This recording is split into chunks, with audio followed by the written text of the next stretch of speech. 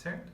E a gente vai usar também a regra do produto, que é uma regra que eu já fiz num vídeo anterior, que eu vou deixar linkado aqui na descrição, como eu já falei, que é essa aqui. Se eu tenho duas...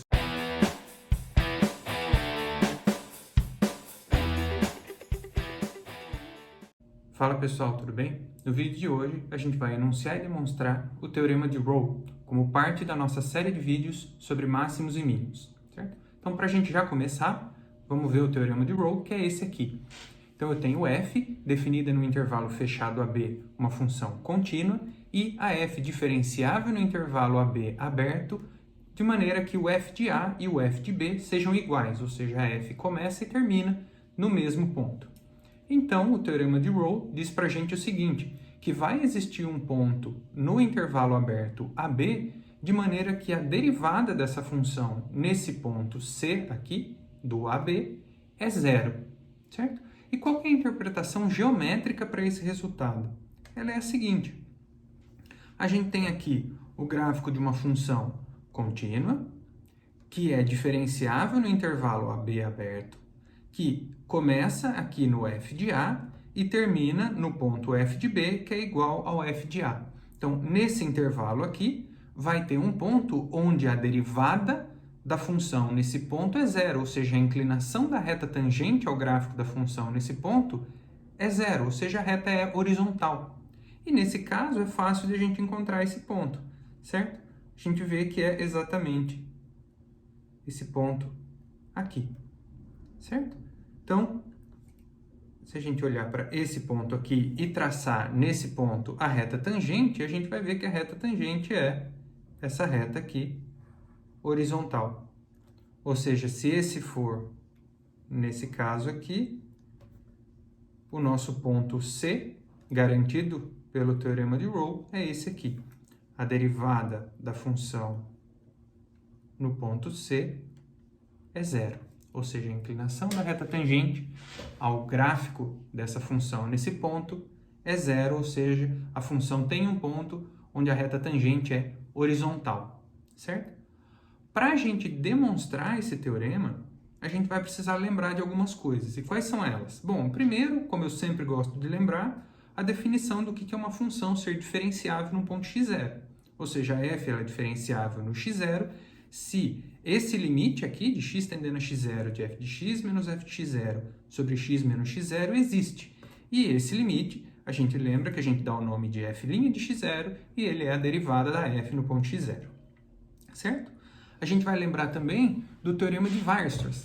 O que diz o teorema de Weierstrass? Se eu tenho uma função f definida no intervalo fechado AB, uma função contínua, então vai existir um ponto de mínimo absoluto para f, que a gente vai chamar esse ponto de x1, certo?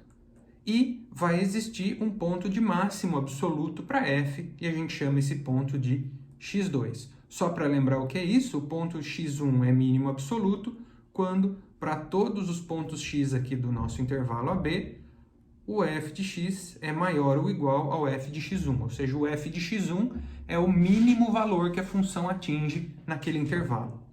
E o x2 ser máximo absoluto é justamente isso aqui, ou seja, o valor da f no x2, que é o f de x2, é maior ou igual a todos os valores de f de x, certo? É o valor máximo absoluto que a função f atinge, certo? E a gente vai lembrar essa proposição que a gente viu no vídeo anterior, que eu vou deixar linkado ele aqui na descrição, que é, se eu tiver uma função f do intervalo aberto AB diferenciável e um ponto x0 no intervalo AB, que é um ponto de extremo local de f, ou seja, ou ele é máximo local ou ele é ponto de mínimo local, então nesse ponto a derivada da função é zero, certo? Então com esses três ingredientes, a f ser, lembrar que a f é diferenciável, lembrar do teorema de Weierstrass e lembrar dessa proposição que nós vimos no vídeo anterior, nós somos capazes de fazer a demonstração do teorema de Rolle. Só para a gente lembrar, o teorema de Rolle é esse aqui. Então, a gente tem uma função contínua, diferenciável em AB e f de A igual a f de B. Então, vai existir um C, tal que a derivada é zero. Então, vamos fazer a demonstração desse teorema. E como é que a gente começa a demonstração? a gente começa excluindo o caso onde a f é constante. Por quê? Se a f é constante no intervalo AB, então a gente sabe que a f' de x é zero para todo x aqui no intervalo AB, e a gente pode tomar C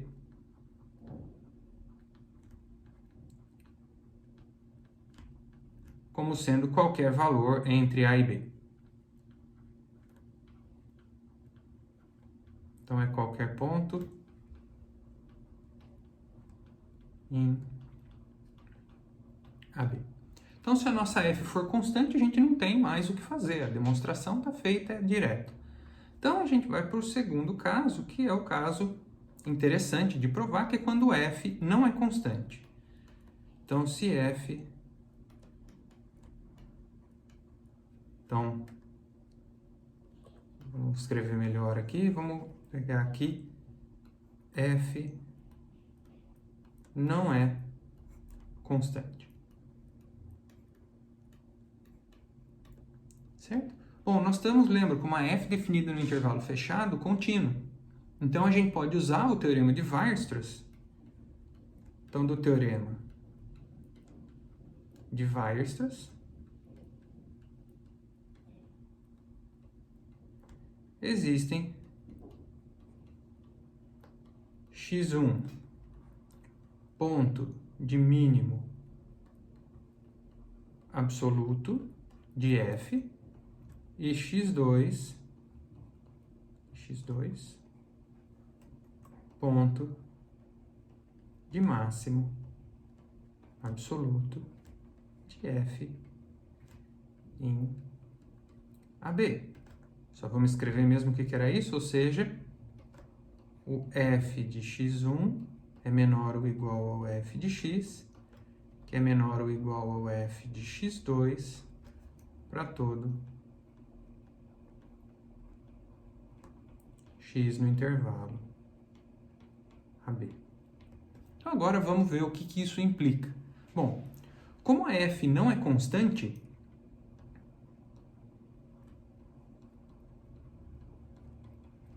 que é o caso que nós estamos assumindo,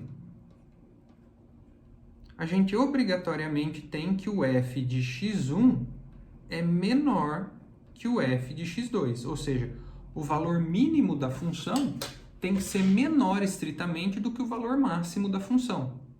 Por quê? Porque se eles fossem iguais, se f de x1 e f de x2 fossem iguais, como a f de x fica no meio dos dois, a f de x seria igual a esse valor comum para todo x no intervalo AB, ou seja, a f seria constante. E é justamente o caso que a gente não está tratando.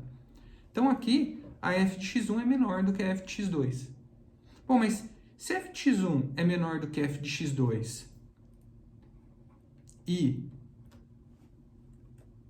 o f de A é igual a f de B, então a função começa e termina no mesmo ponto. Como o mínimo e o máximo são diferentes, um deles tem que estar dentro do intervalo AB. Porque um não pode ser A e o outro B, porque os dois são iguais. Então, aqui, a gente tem que, como esses dois são iguais e esses dois obrigatoriamente são diferentes, a gente obrigatoriamente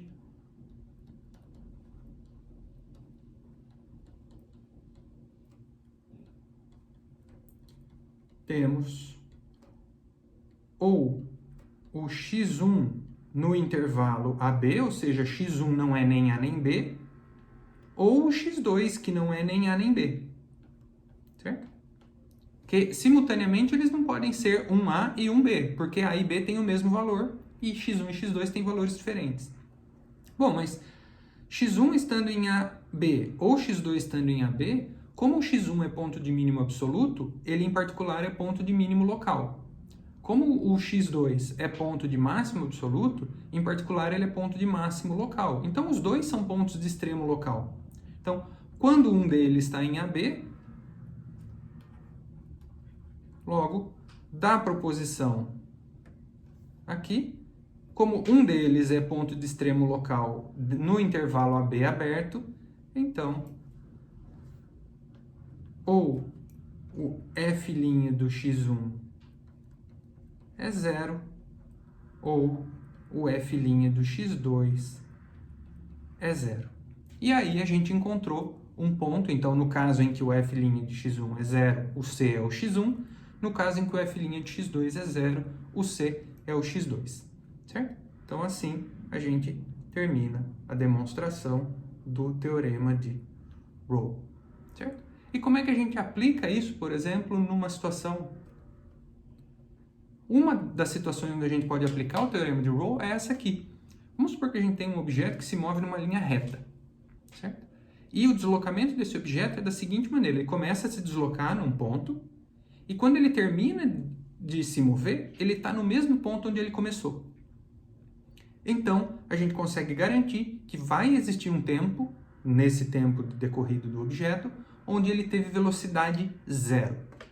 E por que é isso? Bom, se a gente denotar f de t é a posição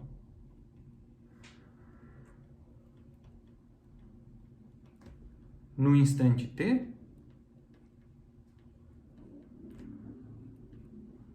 a gente sabe, como tem um objeto se deslocando, a gente está assumindo um objeto normal se deslocando, então o deslocamento desse objeto é uma função contínua e diferenciável.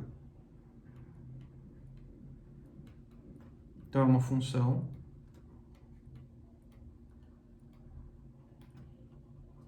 contínua e diferenciável.